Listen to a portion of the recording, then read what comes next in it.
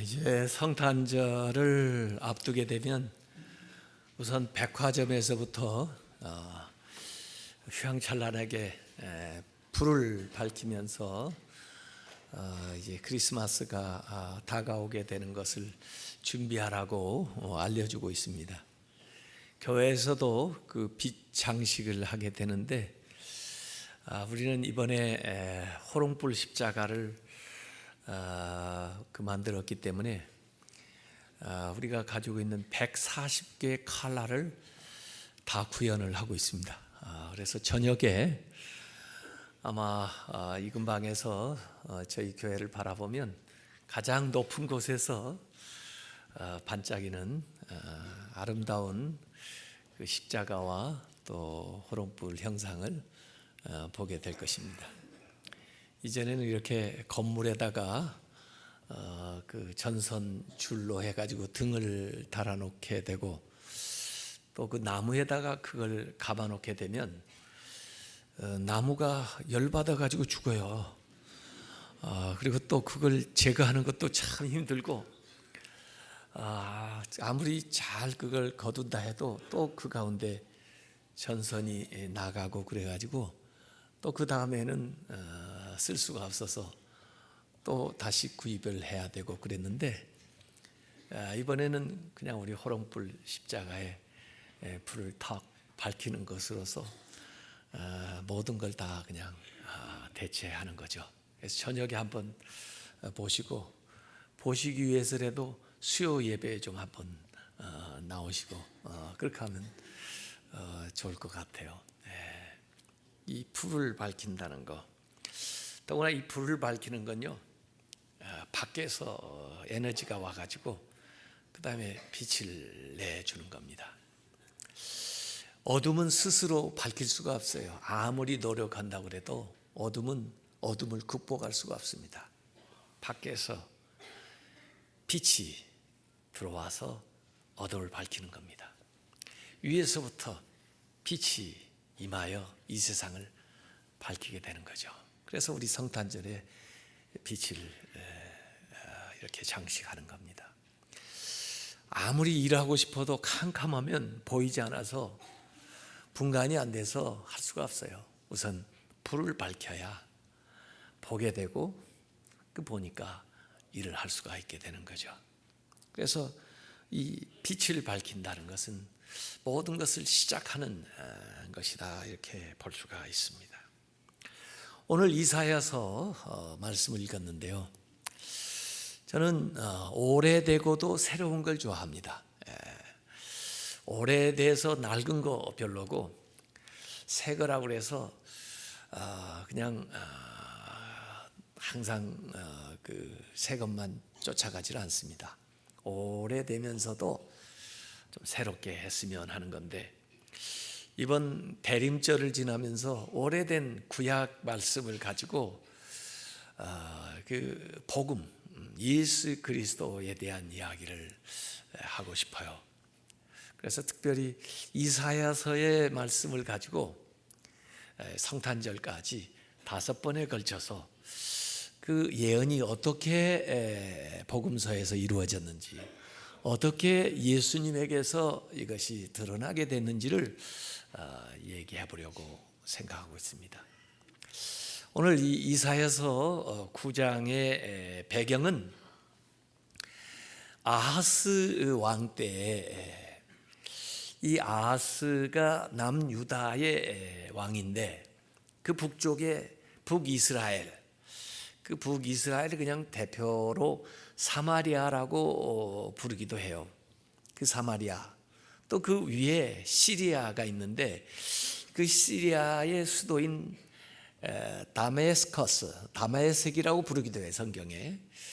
그 시리아와 북이스라엘이 연합을 해서 이 남쪽 유다를 침입을 하려고 하는 그런 상황입니다.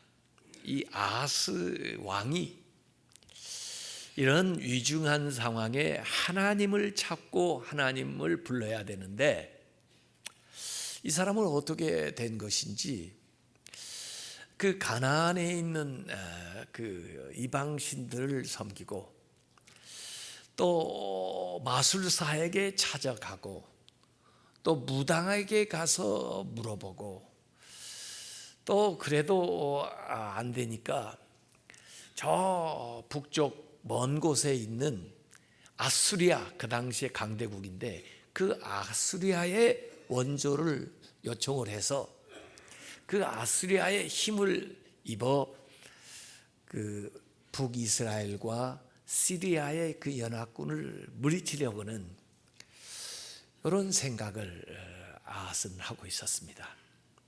거기에 대해서 이사야 선지자가 얘기를 하는 것입니다. 어떻게 하나님 믿는 백성들이 있는 이곳에서 하나님 아닌 것에게 물어보고 어떻게 이렇게 살아있는 자들이 죽은 신, 죽은 것들한테 물어보느냐. 그리고 하나님이 아닌 저 아수리아한테 의지하느냐. 그렇게 되면은 반드시 어려움을 겪고 망하게 될 것이다 라고 하는 이야기를 이사야가 하고 있는 것입니다. 그래서 정말 어려운 그런 처지에서 이 오늘 이사야서 9장의 말씀이 나오는 거예요. 하나님의 말씀을 듣지 않으면, 하나님을 의지하지 않으면 이 땅에 흑암이 덮일 거고 고통과 또 절망스러운 일들이 일어나고 결국 이 땅에서도 살지 못하고 빼앗기고 쫓겨나는 그런 어려움을 겪을 것이다 하는 이야기를 이사야가 하는 겁니다. 그럼에도 불구하고요, 이 아하스는 참 악한 왕인데 자기 아들조차 몰록이라고는 신한테 인신제사 죽여서 제물을 삼는 이런 패악한 일까지도 행했던 그런 시절입니다. 그래서 오늘 이사야서 9장 2절에 이사야는 앞으로 있을 일에 대한 예언을 하는 거예요. 흑암에 행하던, 이렇게 흑암 가운데 행하는 백성이 큰 빛을 보고 이렇게 사망의 그늘진 땅에 거주하는 자에게 빛이 비치도다 하는 예언을 하는 겁니다. 지금 흑암 가운데 있는 우리에게 앞으로 소망적인 역사가 일어날 걸 예언하는 건데, 우선 흑암이라고 하는 것은 빛이 없는 상태예요. 어둠이라는 것은 있어야 될 것이 없는 게 어둠이에요. 사랑이 없고 생명이 없고 기쁨이 없고 감사가 없고 소망이 없고 구원이 없는 것이, 은혜가 없는 것이 바로 어둠이에요. 그 어둠 가운데는 죄가 만연하고 퇴폐한 문화가 팽배하고 허망한 사상들이, 원수 사단이 활기를 치는 것이 바로 이 어둠이에요. 이 어둠에 빛으로 임하신 분이 예수 그리스도입니다. 그래서 핸델이 작곡한 메시아 그 곡에 보면 이 이사야서 이 9장을 대본으로 해가지고 두 개의 곡을 노래하고 있어요. 11번 곡은 베이스 아리아인데 이 흑암의 그 상황에 대해서 아주 무겁게 그렇게 혼돈된 상황을 표현을 하고 있고, 12번 곡에 한 아이가 태어난다는 이 이사야서 9장 읽었던 대목 아래 대목을 가지고 마치 그들에게 빛이 임하는 것처럼 이 합창으로 아주 경쾌하게 화려하게 표현을 하는데, 그 메시아 1, 2, 3부 곡 중에 일부에 해당하는 곡 중에 가장 화려한 그런 웅장한 곡으로 그렇게 합창 돌림 형식으로 표현을 하는 것이 바로 오늘 이사야서 9장에 나오는 대목이죠. 이 새로운 역사, 이 흑암 가운데의 빛은 위로부터 온다는 거죠. 모든 위대한 선물은 위로부터, 하늘의 아버지로부터 오는 것을 믿으시기 바랍니다. 누가복음 2장 9절에도 주의 사자가 그 목자들, 밤에 일하는 자들에게 곁에 서서 있을 그때 주의 영광이, 주님의 영광이 그들을, 그 흑암 중에 있는 그들을 두루 비치매 크게 무서워하는지라 그랬어요. 한밤중에 목자들에게 주의 영광이 나타난 겁니다. 쉐키나, 주의 영광, 그 빛이 빛의 모양으로 그들에게 나타나요. 그래서 사실은 참 빛은 하나님이고 예수 그리스도다. 요한복음에는 특별히 빛으로 예수님을 많이 표현을 했는데, 요한복음 1장 9절에 참 빛, 곧 세상에 와서 각 사람에게 비추는 빛이 있었다. 그래서 이 어두운 세상에 빛이 임하는 것으로 표현을 했습니다. 예수님이 탄생하기 전 700년 전에 이 이사야를 통해서 이렇게 예언을 하고 있는 거예요. 이사야서 9장 1절에 전에 고통을 받던 자들에게는 흑암이 이제 없으리로다. 옛적에는 여호와께서 스불론 땅과 납달리 땅이 멸시를 당하게 하셨더니 후에는 해변길과 요단 저쪽 이방의 갈릴리를 영화롭게 하셨느니라 그랬습니다. 여기 해변길 요단 저편 이방의 갈릴리라 했는데, 이 가나안 이쪽, 말하자면 이스라엘로 말하면 가장 북쪽인데, 북쪽 변방이죠. 북이스라엘에 해당하는 곳 중에서 북쪽 변방인데, 거기는 이방인들이 침입이 빈번하고, 그래서 이방인들이 와서 점령을 해가지고 살고, 그러다 보니까 유대인들과 섞여서 혼혈이 되고, 그래서 어둡고 멸시받고 고통받는 땅이라 이렇게 표현을 해놨어요. 원래 그쪽 땅이 스불론 지파, 납달리 지파한테 할당되었던, 배분되었던 땅이기 때문에 그 땅을 스불론과 납달리 땅이다 이렇게 표현을 하고 있는 갈릴리 근방에 해당하는 곳이에요. 또 나중에는 아수르가 침략을 해서 그쪽이 먼저 점령당하게 되고 아수르의 치하에 다 들어가게 되는 거죠. 그곳에 빛이 비친다는 거예요. 그래서 예수님이 탄생하셔가지고 그 다음에 예수님이 유년 시절을 보내게 될 때, 예수님은 그 나사렛, 지금 말하는 그 갈릴리 그 근방에서 자라셨고, 결국 예수님의 사역은 그 갈릴리 가버나움 그 해변을 중심으로 해가지고 활동을 했죠. 그래서 이 마태복음 4장 13절 14절에 보면은 여기 이사야에 예언해 놓았던 것을 받아가지고 그 예언이 이렇게 이루어졌다는 것을 설명을 하고 있습니다. 예수님이 그 나사렛을 떠나 이제 공생애를 시작하실 때 스불론과 납달리에게 지파에게 할당을 해줬던 그 지경 해변에 있는, 갈릴리 해변에 있는 가버나움에 가서 사시니, 이는 선지자 이사야를 통하여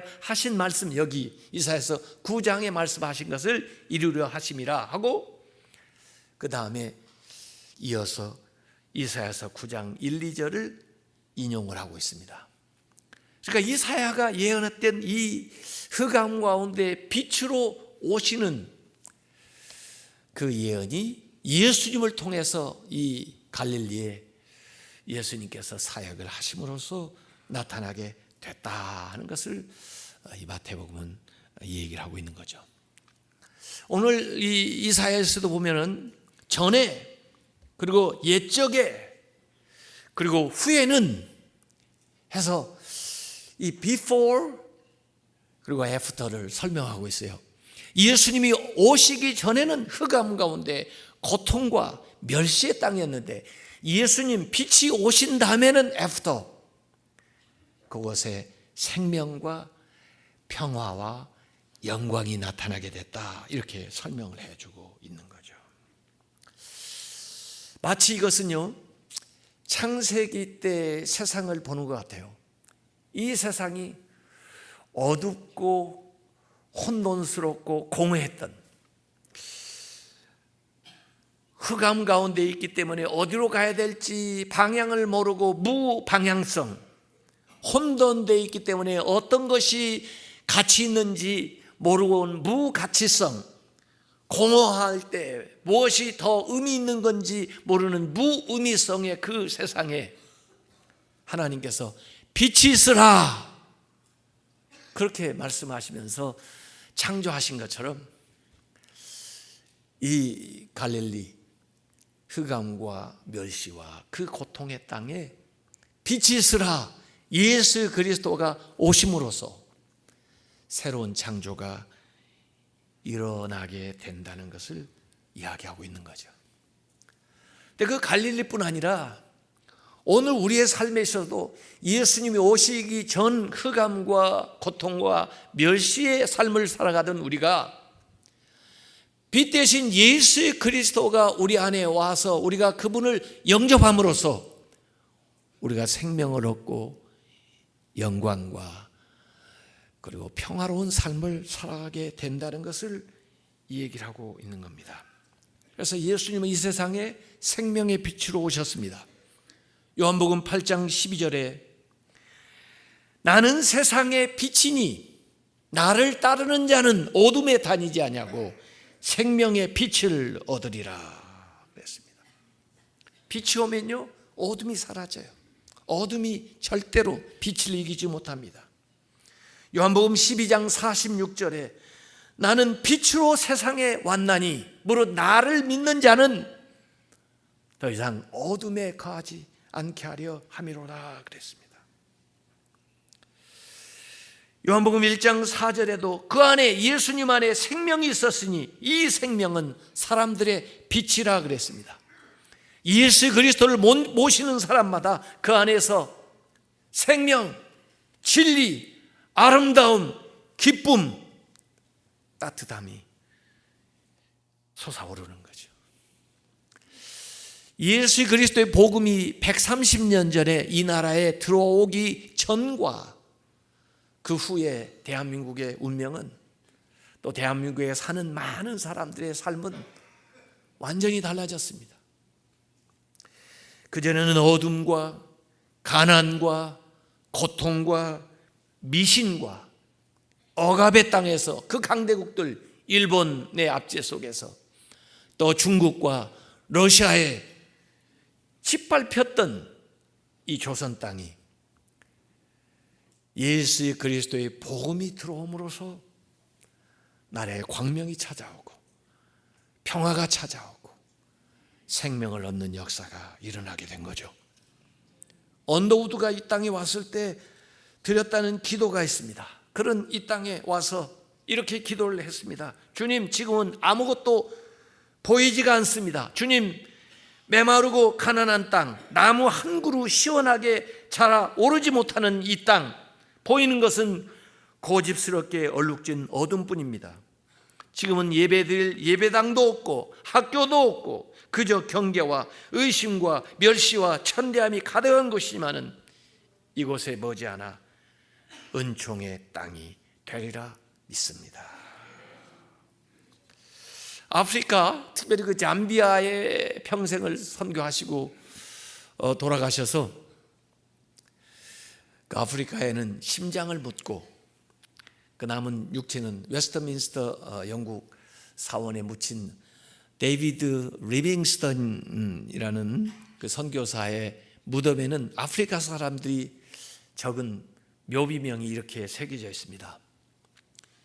당신이 오기 전에는 우리가 어두운 가운데 살았는데 당신이 가신 후 우리는 빛 가운데 삽니다. 리빙스턴은 마치 달처럼 주님의 빛을 받아 반사한 사람이죠.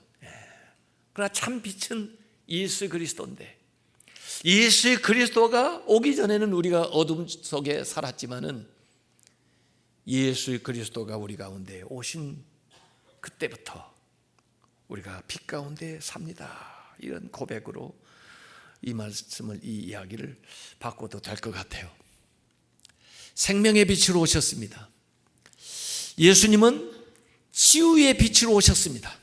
이 세상에 오셔서 우리의 아픈 질병뿐만 아니라 우리의 마음, 우리의 영혼까지 치유해 주셔요.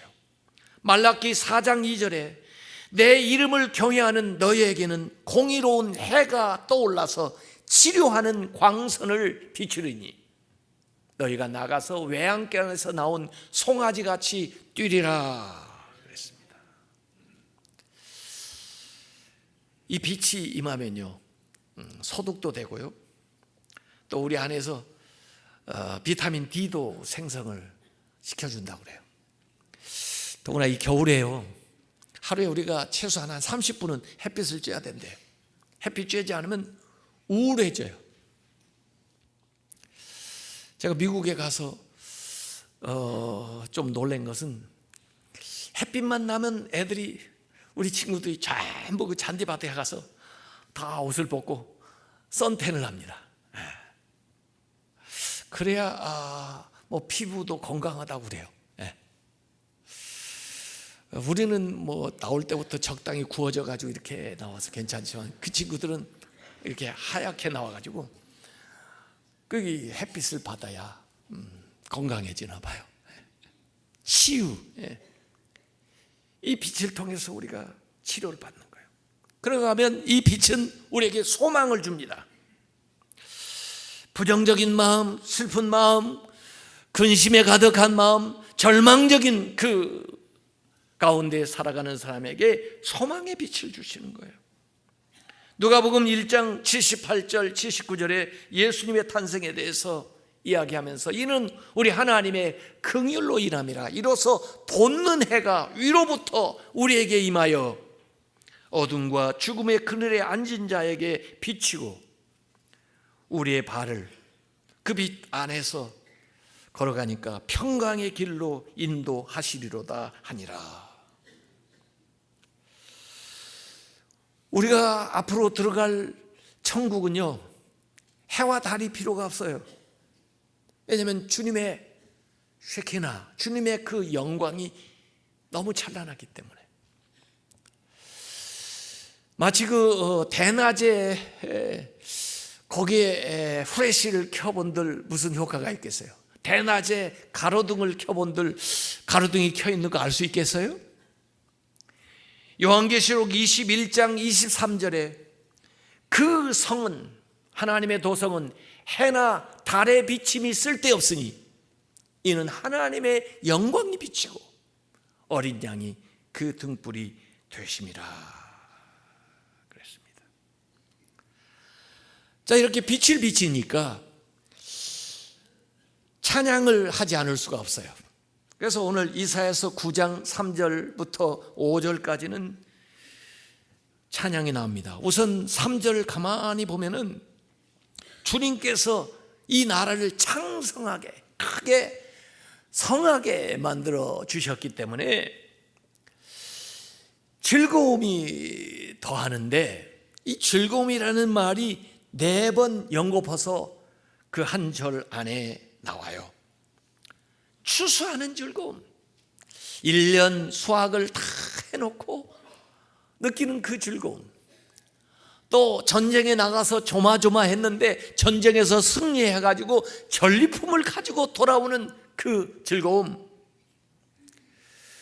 그런가 하면은 저들에게 땅을 빼앗기거나 주권을 빼앗겨가지고 무거운 멍에를 메고 또 강제 노역에 채찍을 맞으면서 막대기로 매를 맞으면서 그런 고통스러운 시간을 보냈는데 그 멍에가 벗겨지고 그 채찍과 막대기가 사라지고 그 압제에서 벗어나게 되는 그 해방의 즐거움, 그것 때문에 큰 기쁨으로 찬양을 하게 되는 겁니다. 여기 4절에는 미디안 날과 같이 하셨다 그랬는데, 미디안이 누굽니까? 사사시대에 미디안의 압제를 이스라엘이 당하고 있었는데, 하나님이 이 기드온을 찾아오세요. 그래서 내가 너와 함께 할 테니까 일어나서 저 미디안을 물리치라고 그래요. 미디안이 무서워서 몰래 지금 먹을 거 타작을 하고 있었는데, 일어나서 미디안에 대항을 하다가 내가 도와준다 그러는데 군대도 없고 무기도 없는데, 결국 미디안 군대 13만 5천을 대항하기 위해서 기드온과 300명의 이스라엘 사람들이 일어나 가지고 그 13만 5천을 이겼던 그곳이 바로 여기 스불론 납달리 땅이거든요. 그때 그 미디안 사람들을 물리쳤던 그날처럼 만들어주겠다고 하니까 상상할 수 없는 엄청난 승리를, 인생의 역전을 너희들에게 가져다 주겠다 하는 약속이 거기 들어가는 거예요. 그래서 더 이상 군인들이 신을 신고 다닐 필요도 없고, 피 묻은 겉옷 그걸 입고 전장터에 나갈 필요 없이 그것들을 다 불살라 없애도 이제 다시 전쟁이 없을 테니까 평화를 누리게 되는 것에 대한 비전을 여기 5절까지 얘기를 해 주시는 거예요. 그래서 실제적으로 원어에 보면 4절, 5절, 6절이 즐거워해야 될 이유에 대해서 설명하면서 이는 하고 강조해서 나아가는데, 6절 세 번째 이는의 최고의 강조점, 클라이막스가 주어지는 거예요.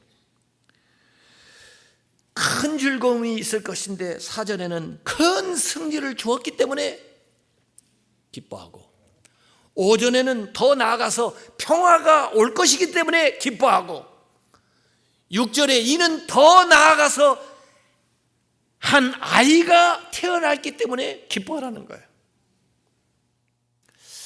이게 클라이막스인데, 우리가 생각하기에는 아니 승리가 더 기쁘지, 아니 평화가 더 기쁘지, 무슨 한 아이가 태어난 것이 더 그렇게 기뻐 그러는데, 오늘의 말씀은 그 아이로 태어나시는 분이 그 평화와 그 승리를 가져오시기 때문에 기쁜 거죠. 그래서 이 아이는 보통 아이가 아니에요. 아이로 시작되지만은 이 아이의 모습 속에서 하나님이 보여요. 아이면서 하나님이에요. 그분이 누구예요? 예수 그리스도예요. 아이로서 인성을 지니고 있을 뿐만 아니라 하나님으로서 신성을 가지고 계신 분이에요. 그래서 그분의 타이틀을 4가지로 설명을 했는데, 사실 이 4가지는 하나님을 설명해 주는 말이나 비슷해요. 그래서 첫 번째는 기묘자라 모사라, 이걸 영어로 말하면 Wonderful Counselor, 놀라운 상담자, 이렇게 얘기할 수도 있어요. 예수님의 생애를 보세요. 정말 놀랍습니다. 그분의 탄생도 놀랍고, 그분의 생애도 놀랍고, 그분의 이 십자가도 놀랍고, 그분의 부활도 놀랍습니다. 여기에는 하나님의 지혜가 들어가 있어요. 그렇기 때문에 이 예수 그리스도를 통해서 우리가 지혜를 얻게 되고, 우리가 모든 문제에서 치유를 받게 돼요. 그래서 여기 원더풀 카운슬러, 그 다음에 Mighty God, 전능하신 하나님, 신적인 능력을 가지고 계세요. 용사지만은 보통 인간의 용맹스러운 그 정도가 아니고 신적 용사, 만군의 여호와의 이미지를 가지고 있는 이 전능한 능력자 하나님이라는 것을 설명을 하고, 세 번째 타이틀에는 Everlasting Father. 아버지인데 보통 아버지가 아니에요. 늙고 병들어 죽는 아버지가 아니에요. 영원한 아버지예요. 사랑을 베풀되 영원히 우리에게 사랑을 베푸는, 영원히 우리를 돌봐주시는, 영생을 주시는, 처음이면서 마지막인 영존하시는 아버지.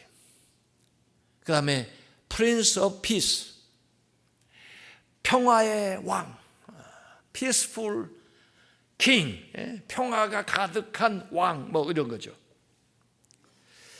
진정한 평화예요. 가다가 깨지는 평화가 아니고 불안한 평화가 아니에요. 하나님과 우리 사이에 먼저 평화를 이루시고 우리와 우리 사이에 평화를 가져오시는 진정한 샬롬을 가져오시는. 그래서 누가복음 2장 14절에도 지극히 높은 곳에서는 하나님께 영광이요 땅에서는 하나님이 기뻐하시는 사람들 중에 평화로라. 언제나 평화가 오는 거죠. 그래서 이 태어날 그분에게 이 모든 승리와 모든 평화의 정점에 도달하는 건데, 그 태어날 한 아이를 통해서 어마어마한 일을 하나님께서 하시는 거예요. 놀라운 지혜, 능력, 그리고 영생, 평화, 이것을 가져오는 겁니다.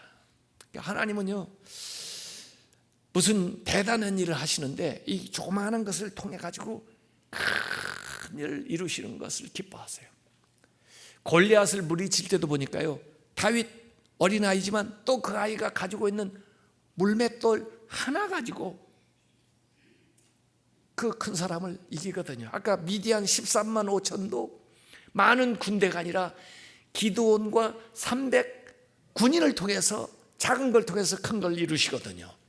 이 한 아이를 보내는 걸 통해서 이 세상에 해결하지 못했던 모든 것에 대한 지혜, 모든 능력, 영생, 평화를 가져다 주셔요. 그래서 예수님이 진정한 평화의 왕인 걸 믿으시기 바랍니다. 유치원 아이가요, 유치원 갔다 와가지고 아빠한테 질문하는 거예요. 아빠, 세상에 전쟁이 많다는데 전쟁은 어떻게 일어나는 거예요? 그랬더니 아버지가 좀 유식하게 설명한 거예요. 많은 전쟁이지만 크게 보면 세계 1차 대전, 2차 대전 있었는데 1차 대전은 그 오스트리아하고 세르비아하고 그 갈등이 생겨가지고 일어난 것이란다. 그런데 옆에 있던 부인이, 아니 여보, 애한테 왜 이렇게 어렵게 이 얘기를 해요? 그래가지고 알아듣겠어요?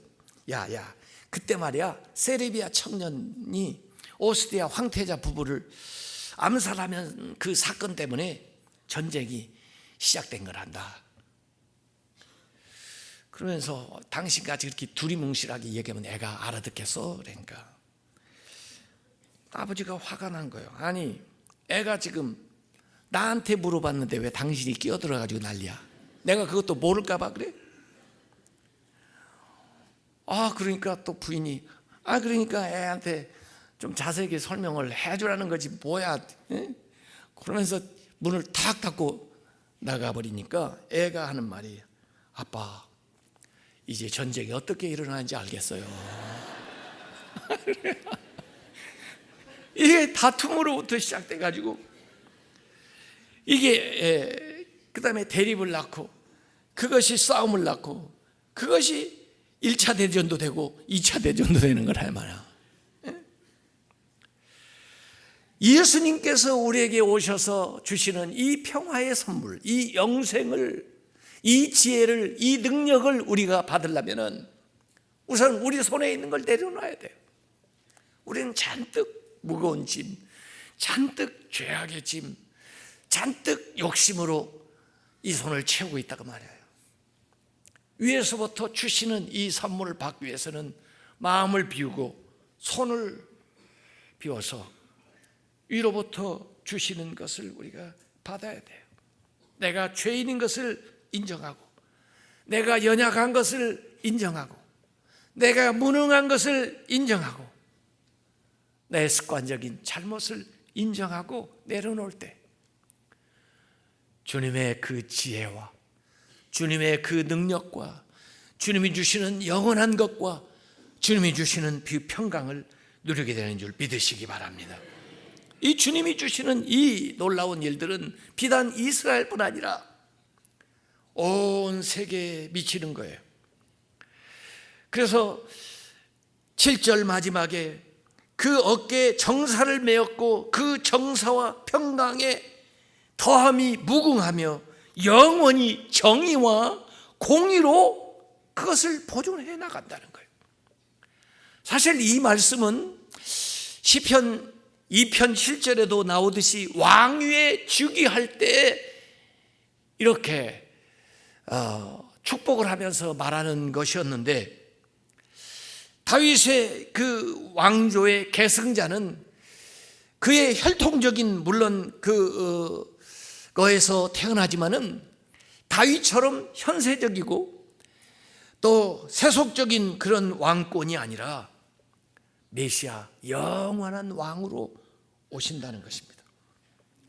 그래서 오늘 여기 이사야가 예언하는 것은 무슨 히스기야를 얘기하는 것도 아니고 또 이미 사라진 다윗을 얘기하는 것이 아니라 다윗의 가문을 통해서 오지만은 오실 메시아, 그를 통해서 이루어질 영원한 하나님의 나라를 예언하고 있어요. 그분만이 온전한 평강과 온전한 정의로 세상을 세세무궁토록 다스리는 영원한 왕이 된다는 얘기입니다. 그래서 누가복음 1장 32절 33절에 보면 예수님에게 일어난 그 예언의 그 성취를, 그가 큰 자가 되고 지극히 높으신 이의 아들이라 일컬어질 것이요 주 하나님께서 그 조상 다윗의 왕위를 그에게 주리니 영원히 야곱의 집을 왕으로 다스리실 것이며 그 나라가 무궁하리라. 이것은 예수 그리스도 메시아를 통해서 되어질 일입니다. 그런데 이것을 무엇으로 누가 하느냐? 오늘 마지막 결론에 하나님의 열심히 이룬다 그랬습니다. 사람의 힘과 계획과 능력으로 되는 것이 아니라 하나님의 열심, 하나님의 그 사랑, 하나님의 그 열정, 하나님의 백성들을 위해서 열심내는 그 하나님의 열망이 결국 이 일을 이루어내게 만든다라고 오늘 예언에 말씀했는데, 700여 년이 지나 예수 그리스도를 통해서 하나님께서 결국 그 일을 하신 것을 믿으시기 바랍니다. 빛으로 오신 평화의 왕 예수 그리스도를 우리가 모심으로써 영생을 얻고 소망을 누리는 주님의 자녀들 다 되시기를 주님의 이름으로 축원합니다.